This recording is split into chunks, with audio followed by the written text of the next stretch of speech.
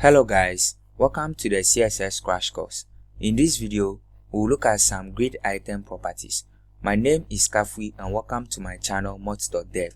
Please subscribe, like and hit the bell icon to get notified whenever I release a content on the channel.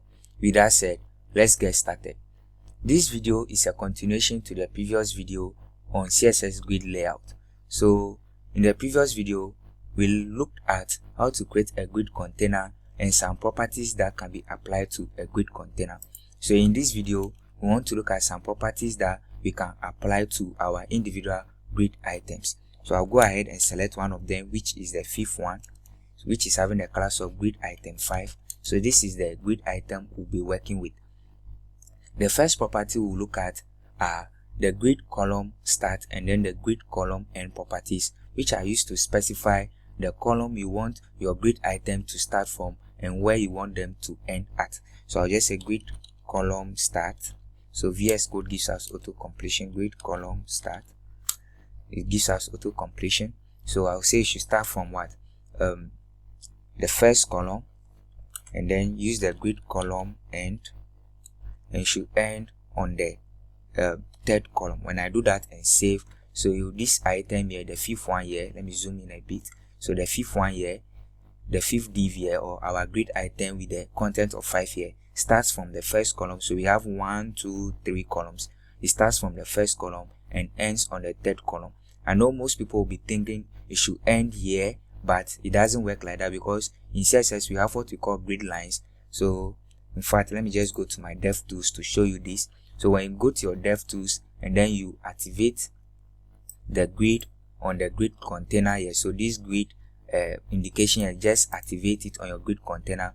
You see these lines here, these grid lines on your grid container.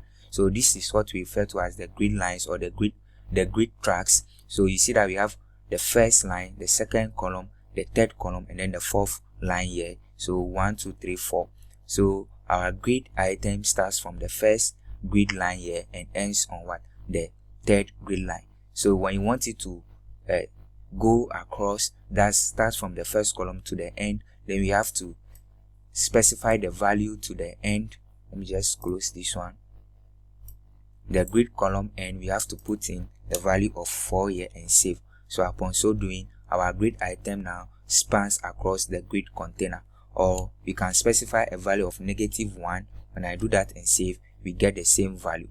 Now these two properties have a shorthand property called the grid column property. So over here we can specify our grid column start and then our grid column end. So first of all, let me save it so that we have our default grid layout. So I'll say it should start from the first one, then we use the / which, and then we specify the grid column end value. So I'll just say 3 and save, and we get the same result. So whenever you are using this shorthand property, you specify the grid column start value, and then we use / and then specify the grid column end value. And likewise, we can use the span keyword. So I'll say grid column and say you should start 1, and then you should span 3 columns. When I do that and save, sorry, it should span 2 columns so that we get the same result. We get what, this result. So it starts from the first column.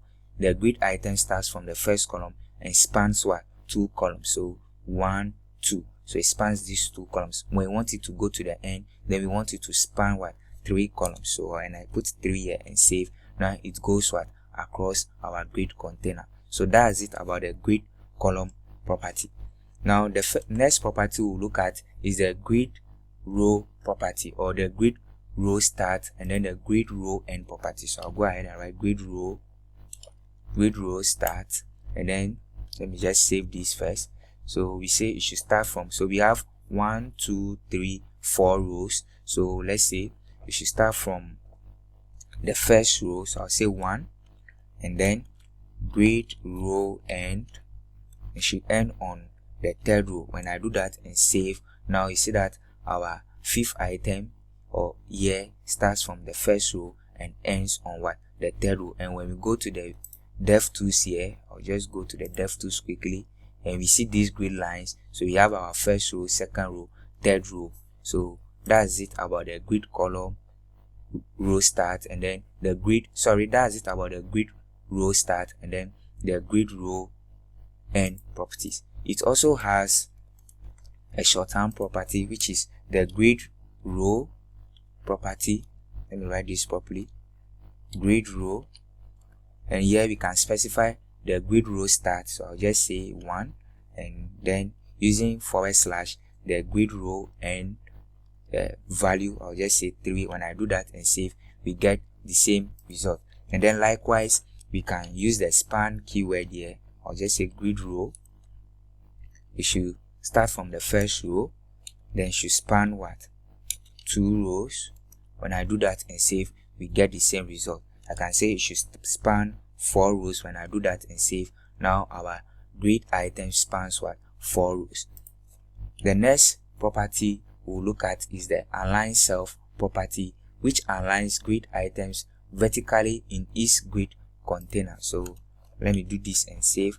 So I'll just say align self, and VS Code gives us auto completion. I can say flex end, or I can just specify the value of end and save. Now it is now aligned what to the end of each grid container.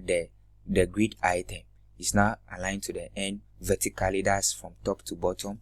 I can say start. I'll just say start here, flex start and save. Now it's now at the start, and then the next value we can provide is what? Center. When I do that and save, it's now centered.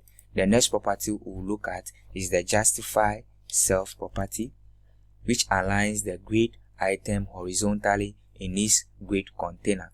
So let me just comment this one out, and then we can provide values like start and save. Now it's now at the beginning of each grid container, and then I can say end and save. Now it's at the end. I can say center, and now it will be what? Align in the middle horizontally of each grid container.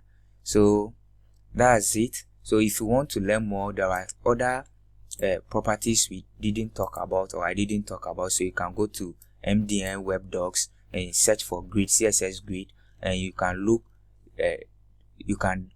look into details about CSS grid. There are other properties that I didn't talk about about CSS grid layout. So that's all for this video.